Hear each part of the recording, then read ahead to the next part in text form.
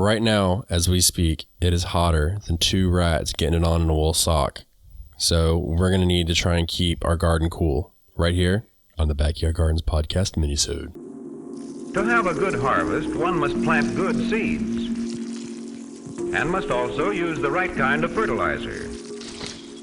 The carrots have grown large and firm. How good they will taste. Welcome to the Backyard Gardens Podcast, where we talk about all things gardening and give the information out for you to be successful in your garden, whether it's your first or your last. We are your hosts, Ben, the backyard gardener, and Batavia, the front yard gardener. one in the country, One in the city. Now get ready as we dig deep into this wonderful world of gardening as we learn to grow and grow for change. A lot of y'all asked, how can you help support the Backyard Gardens Podcast? Well, we have been busy and we have created a t-shirt line just for the gardener. To visit our shop, go to the link in the show notes and check out the t-shirts and other goodies we have. Now, these are super special t-shirts designed just for the gardener, so enjoy. Thank you for supporting the Backyard Gardens Podcast, and we'll see you guys after the harvest. I don't know what the temperature in that sock would be, but I'm sure it might be a little warm. I was thinking that's a pretty big sock, but then again, rats are so, let's just move on. Let's move on. So, real quick, t-shirts down below, Grow Food 21 is the code. So, get your 10% off and help support the podcast. Thank you. So, you're starting your fall vegetables, but it's hot out, right? Or maybe it's just hot for your plants in general. Like, I know this time of year in my garden that my tomatoes will split, and it's not because of water. It's because they get so hot inside they actually start to boil a little bit. So, that's a real common thing. And then, scaldings and stuff like that. So, how do we cool our garden off, Batavia? And have you ever needed to cool your garden off? I think so. My hint is constant wilting of leafy greens. So not so much your fruiting vegetables, but as I've mentioned before, I grow some greens like kale and collards and things through most summers. When I continually see those leaves wilting like daily, I know that the garden is really getting hot and it's having trouble cooling off or cooling down.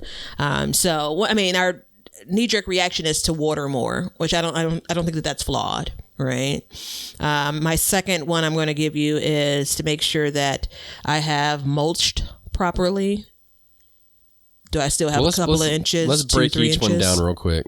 Okay. So, watering is good, but are you referring to a deep watering? I'm always referring to a deep watering. There's no other watering in my book. But no, seriously, yeah. No, so in the heat of the summer, though, it's actually what I do and is common down here is we just spray the leaves off, give it a good spray, and then that will cool the surface temperature down. And as the water evaporates, it'll continue to cool it off. So, and I know that a lot of growers will do that in greenhouses. I've done that in my own greenhouse last year when I was like, oh shit, it's getting a little warm. And the misting that you see in some places. Yeah, and it's called wetting down. Is what it's actually got a term. It's called wetting down. So I know it's not a complicated term, but so yeah, because everybody says like, hey, if you water in the middle of the day, it's all going to evaporate. You're not really going to get any in the soil.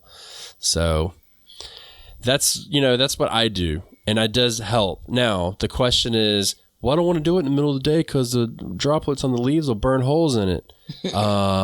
That's bullshit. So that's not true, because if that was the case, every time you had a sun shower, all leaves and all trees would be holy and they would all die. So just think about it that way. Like, and I've done it many, many, many, many times, and it does not, because the water just burns off. So, right? I mean, I'll go with it. You're not buying it? I don't believe your leaves will, it's going to lead to holes and they'll die. I'm just wondering how much it really is cooling off that plant and for how long. That's what I'm wondering. Yeah, I don't know the time frame that it does, but I know that it's a very common thing. So I think that's a valid point. I think that's a valid argument. I have no clue what the actual science behind it is. I know that I've always just been told that, and it makes sense to me, because I know if I spray myself down with the hose, and I stay outside, I feel better for a period of time. Yeah. And if you can catch it at the right time, right when the sun's starting to go down, then you can kind of kickstart that cooling process. But you can also cause disease. Yeah.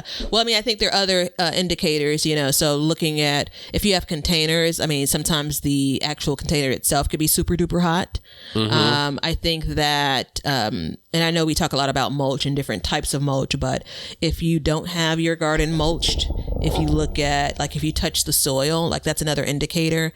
So absolutely, I believe that watering helps. I think we should be paying close attention to the weather. Right. Yes. So that's going to help us understand, like, okay, this is what 95 feels. This is what the plants do when it's 105. Yes. So super duper hot versus super duper hot and sunny are two different things. Right. So that's water. Right. I wouldn't leave a sprinkler on, or I wouldn't leave, like, in the middle of the day, like, some watering, like, for hours at a time as an attempt to cool it off. No, I mean, it's literally just, a misting on it, a good heavy misting. And then that's it. Yeah, I agree with that. Now, I will, if I can't get out there and mist it, I will turn my sprinkler on for 5-10 minutes just to kind of get it going. But mulch is so important too, because that's a multifaceted cooling agent. So, because it cools the soil temperature. Yeah. Right? The surface of the soil. And then also my theory is, and it's based in science, is if you're using mulch, generally we're using a lighter colored mulch.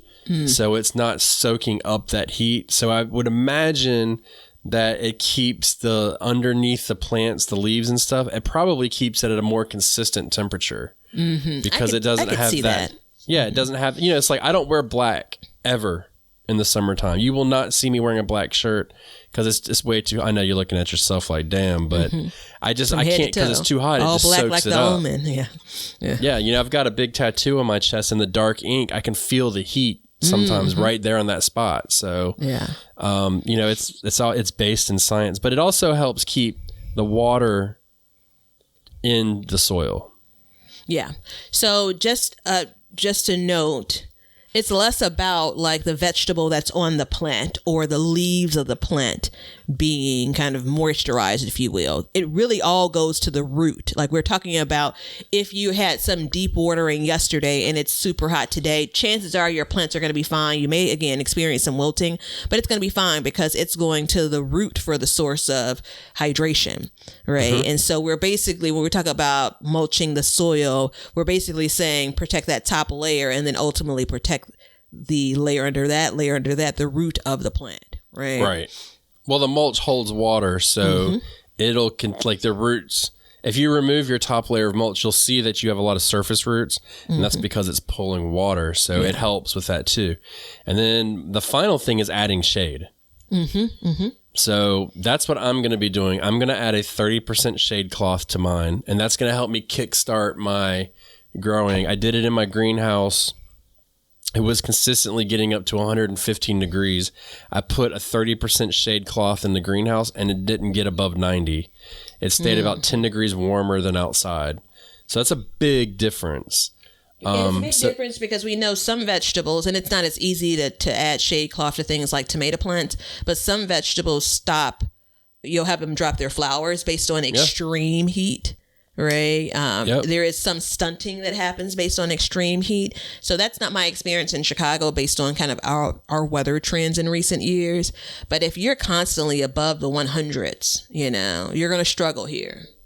And I mean, it'll cause bolting too, Absolutely. So, and that's where it comes in for me, is because I'm going to add it over the top.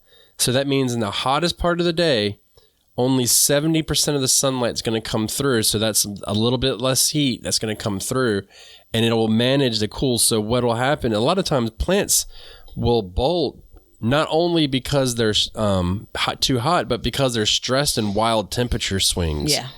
So this will help minimize temperature swings as well.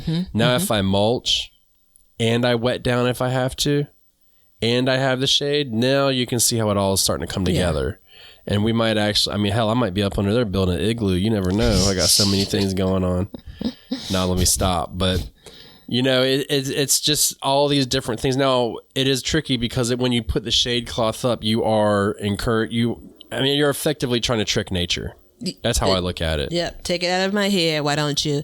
I mean, we're pushing envelopes here, right? Yeah. So we're taking some steps based on, kind of fighting against nature like you described. Now, again, we're not talking about, and we haven't seen these temps in the last, 60 years. What do? We're talking about you always get this hot at this time of month, so you're basically trying to, push that envelope a little bit. And these are effective methods though. So, I mean, it is what it is.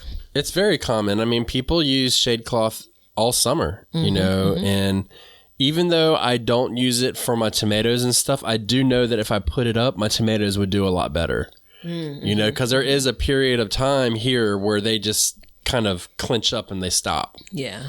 And, when it's cooler, things happen. So if you can add that, and I know that you can a lot of times get a 10 to 15 degree difference in the shade. So that's a big difference, man. I mean, even 5 degrees is nothing to shake a stick at. 95, or let's say it's 85 this time of year, let's just call it good. 85. If you keep it down to 80, I mean, dude, you can grow. A lot of things won't bolt at 80 degrees. Yeah, so I'll pay closer attention to this, but I'm going to call this as a scientific fact in my garden. Okay. 85 is a tipping point for me. So 85 is where I start to see things change as far as the look of the plants. If the garden stays, and I'm just referencing what I've experienced already this year, 85 and lower is kind of a safe zone, right? Happy place for a lot of the things I'm growing. But as soon as we get to like that 85 inching to 90 degrees. So you're absolutely right. 5 degrees will make a difference. I mean, 70 and 75 won't, but like 90, 95, 80, well, 85. Hold on. 70 and 75 there is, because things germinate better when it's 70 degrees, Agreed. I was talking more about like, okay, your plant's having a heat stroke, but yeah. Oh yeah, no, but because that's what I'm using it for, and kind of gearing it around this time is kind of twofold, is cooling off what you have, but also being able to get a jump on your fall season, because let's say you can plan out 2 weeks ahead of time. That's a big difference. That's a game changer. You know what I mean? Yeah, and one other thing it's in the same vein. So if you have extreme heat, and extreme is defined in your area, extreme heat coming on, we're going to end up wrapping up here. Harvest what you can, right? Yes. So don't leave those veggies out there to bake. And also having those veggies on that plant makes that plant work harder. Right. So relieve it, if you will. I'm not saying just harvest everything, and I'm not saying harvest all of these immature things, but if you're going to harvest it that week, get out there before the weather hits. Similar to what we do in a lot of cases before it rains. If there's like a lot of heavy rain coming, we'll do that same thing. Yeah. And I mean, actually, so that's a solid point, and I'm going to leave it at that. But what I am going to say, I'm going to make one more suggestion. When you go outside and you're standing at your garden, you're like, shit, it's hot, I need to cool it off. And you take that hose and you turn it on, and you spray it, and you're spraying down, turn around the hose, look down directly at the nozzle, spray yourself in the face, and take a sip of that water, because that's some good old glorious hose water. And until next time, stay cool, and we'll see you guys later. See ya. Thanks for hanging out with us today. If you want to see what we're up to, or just stay up to date on all the announcements regarding the show or anything gardening, then you can follow us on Instagram at Backyard Gardens TV. We love seeing what you guys are doing, so use hashtag BYG Podcast in your posts, and we'll be sharing your gardens with the Backyard Gardens community. And check us out on YouTube at Backyard Gardens, where we will post this show, all of our other shows, clips, and then also some gardening tips and just gardening entertainment. And you can see us at our website at backyardgardenstv.com. But that's it for today's show. So help us as we learn to grow and grow for change. And until next time, we'll catch you guys later. We'll call this one a wrap. Now you know why people feel like celebrating at harvest time. All over the world, people have feasting and good times when the crops have been gathered in.